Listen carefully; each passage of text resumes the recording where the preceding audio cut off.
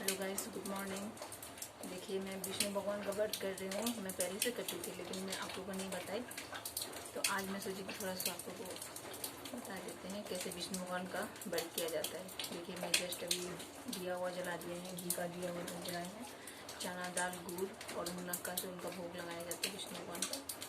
उसके बाद नहाने के बाद पीला वस्त्र पहनना चाहिए। तो ये देखिए, मैं येलो आज पहन के बैठी हूँ। जिम में जा रही हूँ कथा करने।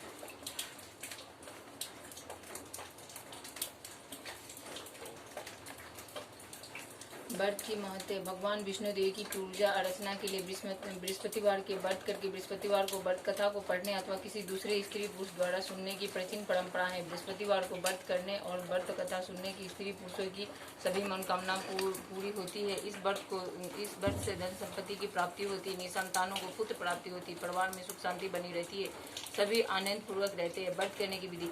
बृहस्पतिवार को सूर्योदय से पहले उठकर स्नान आदि से निवृत्त होकर भगवान विष्णुदेव का स्मरण करते हुए व्रत का आरंभ करना चाहिए।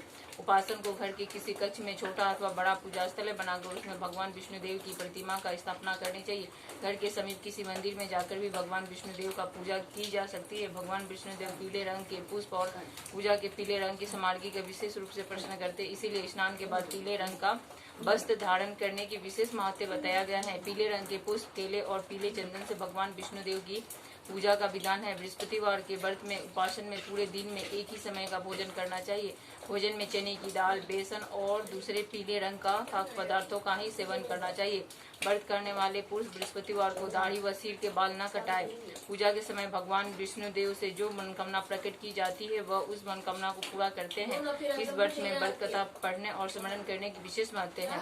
बृहस्पतिवार की व्रत कथा। प्राचीन समय की बात है कि भारत में एक राजा राज्य करता था। वह बड़ा ही प्रतापी तथा दानी था। वह नृत्य प्रति मंदिर में भगवान दर्शन करने जाता था। वह ब्राह्मण और गुरु की सेवा किया करता था। उसके द्वार से कोई भी याचक निराश होकर नहीं लौटता था। वह प्रत्येक गुरुवार को व्रत रखते हुए पूजन करता था। हर दिन गरीबों की सहायता करता था। परंतु यह सब बातें उसकी रानी को अच्छी नहीं लगती थी। वह न व्रत करती और न किसी को एक भी पैसा दान में देती थी। वह राजा से भी ऐसा करने को मना किया करती थी। एक समय की बात है कि राजा शिकार खेलने वन में चले गए। घर पर रानी और दासी थी। उस समय गुरु बृहस्पति साधु का रूप धारण कर राजा के दरवाजे पर भिक्षा मांगने आए। साधु ने रानी से भिक्षा मांगी तो वह कहने लगी, हे साधु महाराज, मैं इस दान और पुण्य से तंग आ गई हूँ।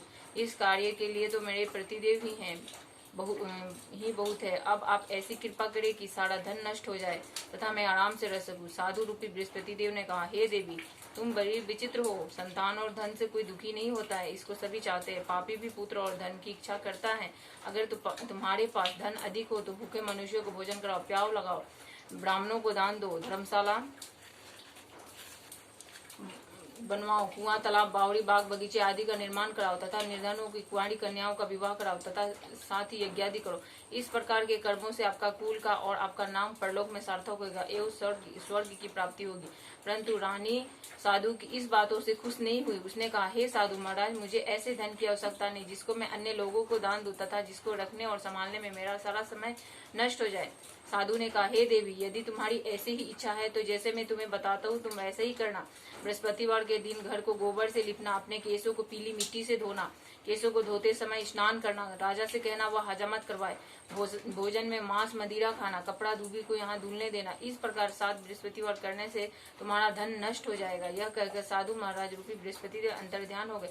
रानी ने साधु के कहने के अनुसार 7 बृहस्पतिवार तक वैसा ही करने का विचार किया। साधु के बताए अनुसार कार्य करते हुए केवल 3 बृहस्पतिवार ही बीते थे कि उसकी समस्त धन संपत्ति नष्ट हो गई। भोजन के लिए भी दोनों समय प्रवार तरसने लगा तथा शारीरिक भोगों से दुखी रहने लगा। तब वह राजा रानी से कहने लगा कि हे रानी, तुम यहाँ पर रहो, मैं दूसरे देश को जाता हूँ, क्योंकि यहाँ पर मुझे सभी मनुष्य जानते हैं, इसीलिए यहाँ कोई कार्य नहीं कर सकता। मैं अब परदेश जा रहा हूँ, वहाँ कोई काम धंधा करूंगा, शायद हमारे भाग बदल जाए। ऐसा कहकर राजा परदेश चला गया। वह वहाँ जंगल से लकड़ी काट कर लाता और शहर में बेचता। इस तरह जीवन व्यतीत करने लगा। इधर राजा के बिना रानी और दासियां दुखी रहने लगी। किसी दिन भोजन मिलता और किसी दिन जल पीकर ही रह जाती। एक समय रानी और दासियों को 7 दिन बिना भोजन के व्यतीत करना पड़ा तो रानी ने अपनी दासी से कहा, हे दासी, यहाँ पास ही के नगर में मेरी बहन रहती है, वो बड़ी धनवान है, तू उसके पास जा और वहाँ से 5 सेर बोझर मांग के ले आ, जिससे कुछ समय के लिए गुजर हो जाएगा। दासी रानी की बहन के पास गई। रानी की बहन उस समय पूजा कर रही थी। बृहस्पतिवार का दिन था। दासी ने दासी ने रानी की बहन से कहा, हे रानी, मुझे आपकी बहन ने भेजा है, मुझे 5 सेर ओजर दे दो। दासी ने यह बात अनेक बार कही, परंतु रानी की बहन ने कोई उत्तर नहीं दिया, क्योंकि वह उस समय बृहस्पतिवार की कथा सुन रही थी। जब दासी को रानी की बहन से कोई उत्तर नहीं मिला तो वह बहुत दुखी हुई, उसे क्रोध भी आया। वह लौटकर रानी से बोली, हे रानी, आपकी बहन बहुत ही धनी स्त्री है, वह छोटे लोगों से बात भी नहीं करती। मैंने उनसे कहा तो उसने कोई उत्तर नहीं दिया, मैं वापस चली आई। रानी बोली, हे दासी, इसमें उसका कोई दोष नहीं है। जब बुरे दिन आते हैं तब कोई सहारा नहीं देता। अच्छे बुरे का पता विप्त में ही लगता है, जो ईश्वर का इच्छा होगा वही होगा। यह सब हमारे भाग्य का दोष है। उधर रानी की बहन ने सोचा कि मेरी बहन की दासी आई थी, परंतु मैं उससे नहीं बोली कि इससे वह बहुत दुखी हुई होगी। अंत कथा सुन और विष्णु भगवान का पूजन समाप्त कर वह अपनी बहन के घर आई और कहने लगी, हे बहन, मैं बृहस्पतिवार का व्रत कर रही थी, तुम्हारी दासी हमारे घर गई थी, परंतु जब तक कथा होती है तब तक हम लोग न उठते हैं और न ही बोलते हैं, इसीलिए मैं नहीं बोली। कहो दासी, क्यों गई थी? रानी बोली, बहन, हमारे घर अनाज नहीं था, वैसे तुमसे कोई बात छिपी नहीं है। इस कारण मैंने दासी को तुम्हारे पास 5 सेर बेजर लेने के लिए भेजा था। रानी की बहन बोली, बहन देखो, बृहस्पति भगवान सबकी मनोकामना पूर्ण कर दे। देखो, शायद तुम्हारे घर में अनाज रखा हो। यह सुनकर दासी घर के अंदर गई तो वहां उसे एक घड़ा भोजन का भड़ा मिल गया। उसे बहुत हैरानी हुई, क्योंकि उसने एक एक बर्तन देख लिया था। उसने बाहर आकर रानी को बताया। दासी अपनी रानी से कहने लगी, हे रानी, देखो, वैसे हमको जब अन्न नहीं मिलता तो हम रोज ही व्रत करते हैं। अगर इसमें व्रत की विधि और कथा पूछ ली जाए तो उसे हम भी क्या करेंगे। दासी के कहने पर रानी ने अपनी बहन से बृहस्पतिवार व्रत के बारे में पूछा। उसकी बहन ने बताया, हे रानी बहन, बृहस्पतिवार को सूर्योदय से पूर्व उठकर स्नान करके बृहस्पतिवार का व्रत करना चाहिए, लेकिन उस दिन सिर नहीं धोना चाहिए। बृहस्पतिवार को व्रत में चने की दाल और मुनक्का से विष्णु भगवान को केले के वृक्ष के जड़ में पूजन करे तथा दीपक जलाए। उस दिन एक ही समय भोजन करे। भोजन में पीले खाद्य पदार्थ का ही करे तथा कथा सुने। इस प्रकार करने से गुरु भगवान प्रसन्न होते हैं, अन्य पुत्र धन देते हैं, मनोकामना पूर्ण करते हैं। व्रत और पूजन की विधि बताकर रानी की बहन अपने घर लौट गई। रानी और दासी दोनों ने निश्चय किया कि बृहस्पति देव भगवान का पूजन जरूर करेंगे। 7 दिन बाद जब बृहस्पतिवार आया तो उन्होंने व्रत रखा। गुरसवाल में जाकर चना और गुड़ बीन लाए तथा उसकी दाल से केले के जड़ तथा विष्णु भगवान को पूजन किया। अब भोजन पीला कहाँ से आया? दोनों बड़ी दुखी हुई, परंतु उन्होंने व्रत किया था। इस कारण बृहस्पति देव भगवान प्रसन्न थे। एक साधारण व्यक्ति के रूप में 2 थालों में सुंदर पीला भोजन लेकर आए और दासी को देकर बोले, हे दासी, यह भोजन तुम्हारे और रानी के लिए ही है, तुम दोनों करना। दासी भोजन पाकर बड़ी प्रसन्न हुई और रानी से बोली, रानी जी, भोजन कर लो। रानी को भोजन आने के बारे में कुछ पता नहीं था, इसीलिए वह दासी से बोली, जा तू ही भोजन कर, क्योंकि तू हमारी बैठ में हंसी उड़ाती है। दासी बोली, एक व्यक्ति भोजन दे गया है। रानी कहने लगी, वह भोजन तेरे ही लिए दे गया है, तू ही भोजन कर। दासी ने कहा, वह व्यक्ति हम दोनों को 2 थालों में भोजन दे गया, इसीलिए मैं और आप दोनों ही साथ साथ भोजन करेंगे। दोनों ने गुरु भगवान को नमस्कार कर भोजन प्रारंभ किया। उसके बाद से वे प्रत्येक बृहस्पतिवार को गुरु भगवान का व्रत और पूजन करने लगी। बृहस्पति भगवान की कृपा से उसके पास धन हो गया, परंतु रानी फिर पहले की तरह आलस्य करने लगी। तब रानी बोली, देखो रानी, तुम पहले भी इस प्रकार से आलस्य करती थी, तुम्हें धन को रखने में कष्ट होता था, इस कारण सभी धन नष्ट हो गया। अब गुरु भगवान की कृपा से धन मिला है तो फिर तुम्हें आलस्य होता है। बड़ी मुसीबतों के बाद हमने यह धन पाया है, इसीलिए हमें दान पूर्ण करना चाहिए। तुम भूखे मनुष्य को भोजन कराओ, प्याव लगाओ, ब्राह्मणों को दान दो, कुआं, तालाब, बावड़ी आदि का निर्माण कराओ, मंदिर पाठशाला बनाकर दान दो, कुंवारी कन्याओं का विवाह करो, धन को शुभ कार्यों में खर्च करो, जिससे तुम्हारे कुल का यश बढ़े तथा स्वर्ग प्राप्त हो और पितृ प्रसन्न हो। दासी की बात मानकर रानी ने इसी प्रकार के कर्म करने प्रारंभ किए, जिससे उसका काफी यश फैलने लगा। एक दिन रानी और दासी आपस में विचार करने लगी, न जाने राजा किस दशा में होंगे, उसकी कोई खोज खबर नहीं है। गुरु भगवान से उन्होंने प्रार्थना की और भगवान ने रात्रि में ही राजा को सपने में कहा, हे राजा, उठ, तेरी रानी तुझको याद करती है, अब अपने देश को लौट जा। राजा प्रातःकाल उठकर जंगल में लकड़ियां काटकर लाने के लिए जंगल की ओर चल पड़ा। जंगल से गुजरते हुए वह सोचने लगा, रानी की गलती से उसे कितने दुख भोगने पड़े। राजपाट छोड़कर उसे जंगल में आकर रहना पड़ा। जंगल से लकड़ियां काटकर उसे बेचकर गुजारा करना पड़ा। उसी समय उस जंगल के बृहस्पति देव एक साधु का रूप धारण कर आए और राजा के पास आकर बोले, हे लकारे, तुम इस सुनसान जंगल में किस चिंता में बैठे हो, मुझे बतलाओ। यह सुन राजा के नेत्रों में जल भर आया और साधु की वंदना कर बोला, हे प्रभु, आप सब कुछ जानने वाले हो। इतना कहकर राजा ने साधु को अपनी संपूर्ण कहानी सुना दी। महात्मा दयालु होते हुए राजा से बोले, हे राजा, तुम्हारी पत्नी ने बृहस्पति देव की प्रति अपराध किया है, जिसके कारण तुम्हारी यह दशा दशा हुई। अब तुम किसी प्रकार की चिंता मत करो, भगवान तुम्हें पहले से भी अधिक धन देंगे। देखो तुम्हारी पत्नी ने बृहस्पतिवार का व्रत प्रारंभ कर दिया। अब तुम भी बृहस्पतिवार का व्रत करके चने की दाल व गुड़ को लोटे में डालकर केले के पूजन करो, फिर कथा कहो। यह सुनो, भगवान तुम्हारी सब कामनाएं को पूर्ण करेंगे। साधु को प्रश्न देखकर राजा बोला, हे प्रभु, मुझे लकड़ी बेचकर इतना पैसा नहीं बचता जिसके भोजन करने के उपरांत कुछ बचा सकूं। मैंने रात्रि में ही अपनी रानी को व्याकुल देखा है। मेरे पास कोई साधन नहीं है जिससे समाचार जान सकूं। फिर मैं बृहस्पति देव की क्या कहानी कहूँ, मुझको तो कुछ भी मालूम नहीं है। साधु ने कहा, हे राजा, तुम किसी बात की चिंता मत करो। बृहस्पतिवार के दिन तुम रोजाना की तरह लकड़ियां लेकर शहर के जाओ।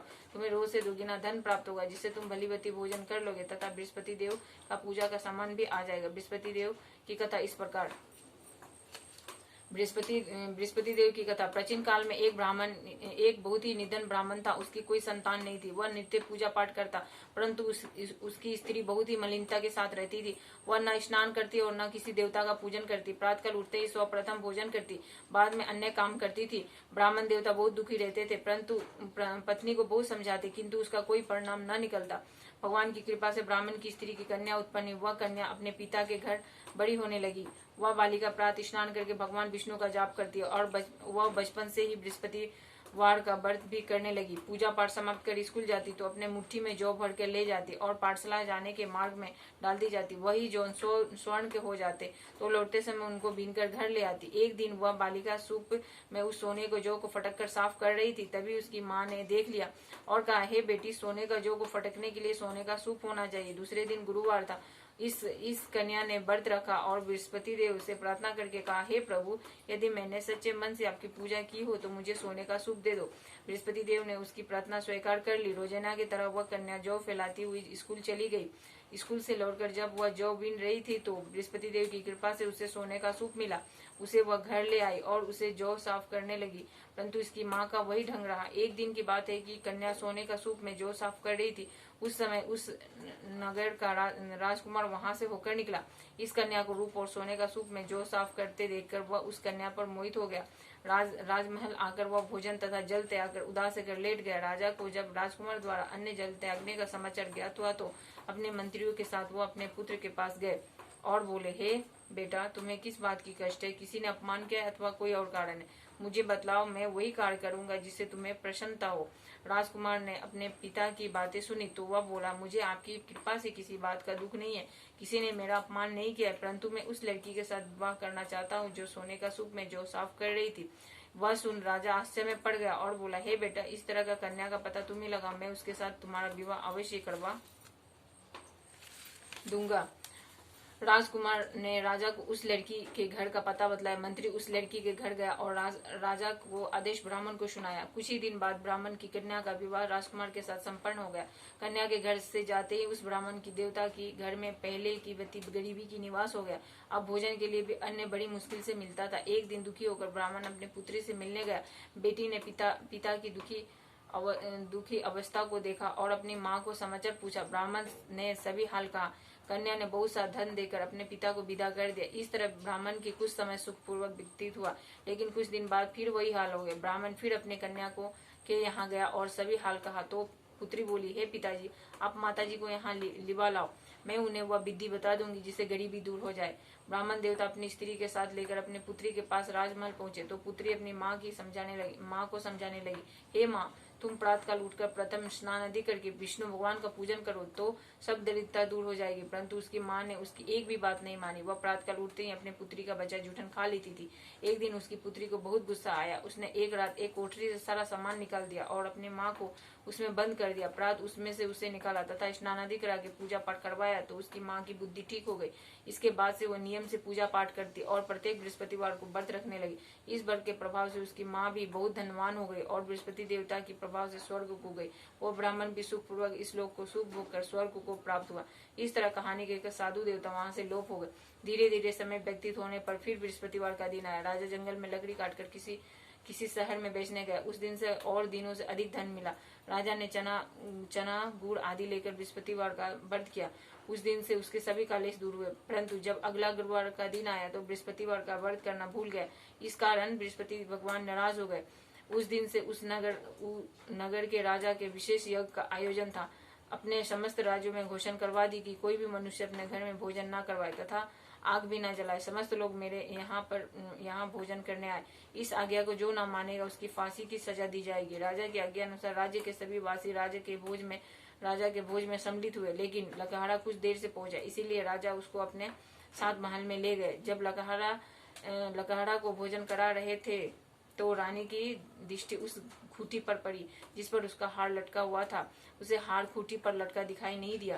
रानी को निश्चय हो गया कि मेरा हार इसी लकहड़े ने चुरा लिया। उसी समय सैनिक बुलवाकर उसको जेल में डलवा दिया।